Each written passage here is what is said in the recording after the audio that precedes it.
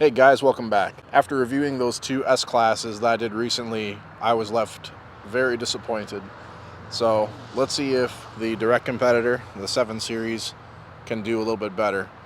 I checked out one of these at the auto show this year, and first impressions were good. So let's do a full test and see how it stacks up.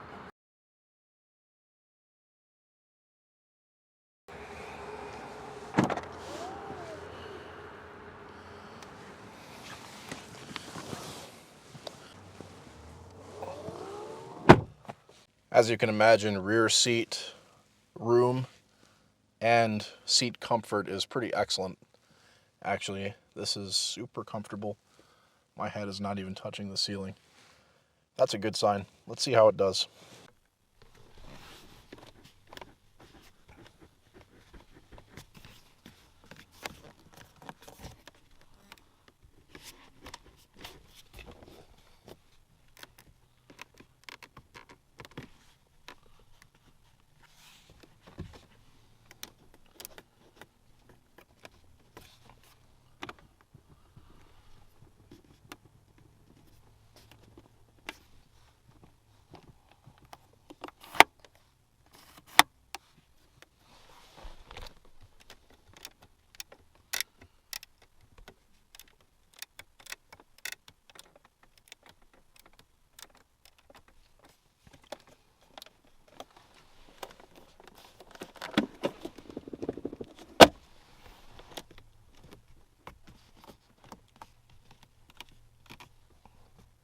Guys, so I have no idea what I did wrong here, but I am hitting the unlock button on the key right here.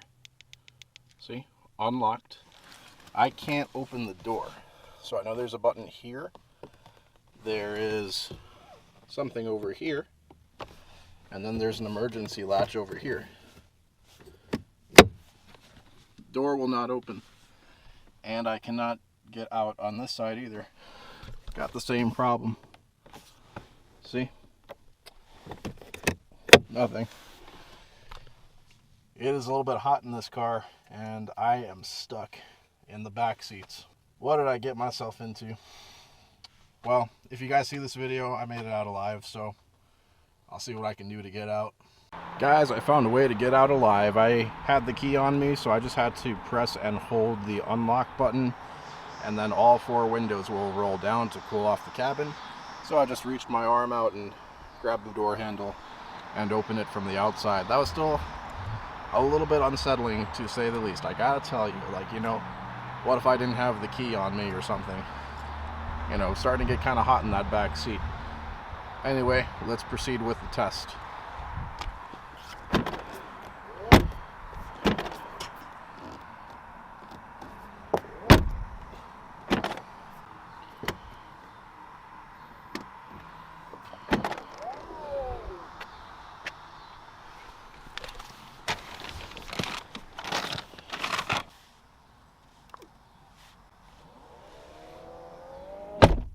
Guys, this might be the only car in my car career here that has tried to kill me.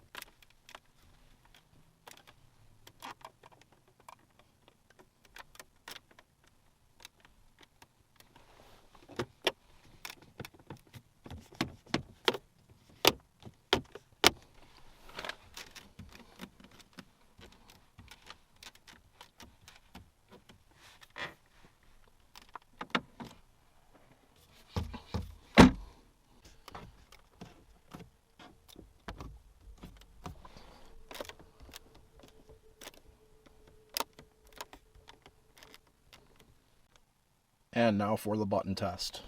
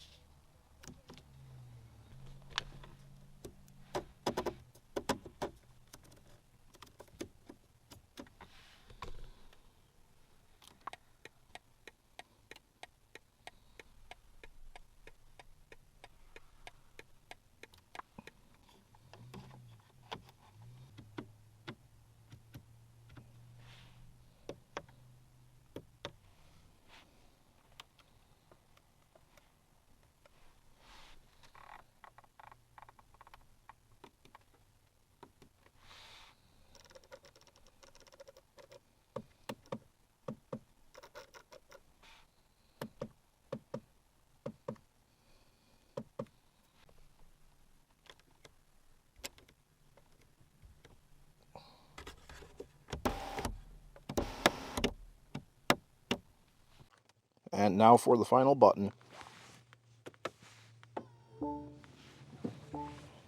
Alright guys, so fit and finish and materials aside, I really like this car's interior design, especially more than the W223 S-Class that I recently reviewed. You know, this car is its direct competitor, and I like the way this looks more. You know, that other car is just a little bit too busy, and it's just, I don't know, it's not right. I don't like the big vertical Tesla looking screen. I prefer this screen, even though, yeah, screens are kind of, you know, lame nowadays because everybody's doing it. I feel like this screen is much better executed. I feel like it's a little bit easier to use. I don't know, it fits a little bit better. Same goes with the climate controls. This is one of the first cars I've been in where the air vents are pretty much almost hidden. Like, if you take an initial look at this whole area here, you can barely tell that there are even air vents. Like, it's really in this little slit and up here, but they're just not noticeable at all. You know, air vents tend to kind of ruin the car's design a little bit or sort of break it up, whereas this is just all streamlined and everything. Even if this car gets a 1 out of 10 for fit and finish, I gotta give the design a 10 out of 10. I really like it, guys. Moving on to fit and finish, it was definitely better than the two S-Classes I did. BMW is a bit more impressive, although it wasn't perfect. So pretty much every area in this car did squeak a little bit, although they were a bit more on the minor side. Maybe like 1 or 2 moderate squeaks, but all pretty minor squeaks for the most part. Not as bad as the S-Classes, though. There were a couple of rock-solid areas, such as the screen itself being impressively solid. You know, whoever installed this screen screwed it in pretty tight. I like that. There's a couple areas on this wood here that are pretty solid. In most cars, the overhead console is kind of an afterthought, and it can be as loose and crappy as they want it because, well, who's ever going to touch it? But this one was one of the more solid ones. I got to give it that. As far as a score goes, I would happily give this a 7 out of 10 for fit and finish. The S-Classes got 5 out of 10 for the same category. This is just better, guys. Come on, listen to the audio for yourself. As far as materials go, this isn't the absolute highest 7 Series. This is a 740i, so it's got the 6-cylinder, and I know it's not going to have all the leather and stuff everywhere. You can always get a higher trim, but let me just show you what we're working with in this car. We do have the soft touch vinyl on the dash and on the doors. It's pretty much in the whole car, actually, even the lower parts, so you don't have to worry about your hand accidentally touching some kind of cheap plastic, so that's nice. To me, it seems like there's two main trims for this car. One is going to be this ash wood right here. I don't know if they call it that, but it looks like kind of a gray, ashy looking wood. It's glossed over. I mean, it looks nice.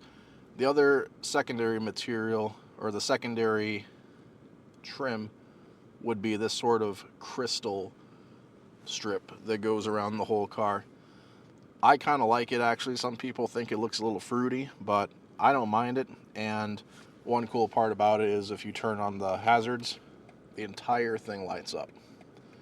So, I don't know. I think that's pretty cool, if I'm honest. The seats themselves are leather, and they're pretty comfortable seats for that matter. I'd say they're comparable to the W223 S-Class as far as comfort goes. These are pretty nice, thick, cushy bolsters. I like that, and I'm getting a massage as we speak. This car is proof that there is a God in Germany. The headliner and the sun visor are cloth, and they feel like decent cloth. Very nice. Now, where this car really takes a dump on the S-Class, in my opinion, is the buttons and switchgear. Most of the buttons are kind of modern BMW. They're actually kind of similar to the S-Class, where it's a sort of gloss black one-piece button where depending on which area of the button you press, it'll do different things. That's kind of a reoccurring theme, but one thing that I think is really beautiful in this car are the seat controls and the media controls. I did a little bit of research. It turns out this is actually glass right here. It's like cut glass buttons right here. Same goes for the little gear lever and the iDrive controller. This is one of the most beautiful media controllers I've ever seen. The only other car that I've seen glass buttons in was on a Bentley Mulsanne, and that's like a $300,000 car when new. Otherwise, everything else in here is pretty standard for this class. I mean, you get plastic buttons, you get plastic turn signal stock, you get plastic bright work that's supposed to look like aluminum, but Mercedes does this too, so I guess that's typical. But yeah, I'm really loving the glass hardware here. It's very welcome. I enjoy it quite a bit. It feels super premium. I'm going to give this a 7 out of 10 for materials. So there you guys have it. Your final score is 7 out of 10 for both fit and finish and materials. Please let me know your thoughts. I did drive this car around the block. In fact, it was the same block as I drove the Mercedes, and I got to be honest with you. As far as interior noise, bump absorption, handling around corners, this feels identical to the S-Class. I mean, there's really not a gigantic difference. Both cars are very comfortable, definitely above average. Both are pretty quiet, and even when you run over a bump, the bump itself is quiet. Both cars do just fine at that. I didn't really give either car a lot of acceleration because there's not any place you can really go fast where I'm at. But as far as just ride and handling goes, both cars are very close. I mean, if it came down to it, you know, it's the $120,000 question. I'd probably go with this over the S-Class, to be honest. Like, I don't know if I'm just jaded by all these Mercedes, but to me, I feel more special when I'm inside this car. I really love the feature too. You got to get the executive package for this, but you got the automatic door opener and closer, kind of like in the Tesla Model X. And I think Rolls-Royce does it too. You might be able to get that in the Mercedes Maybach. I'm not 100%, but this car has it, and it makes life easy. Although I don't even want to know how much that will cost to repair if it breaks in 10 years. Anyway, thank you guys for watching. Let me know what you think. 7 Series or S-Class. Which one would you rather have? I'll catch you guys next time. Thanks for watching. Peace.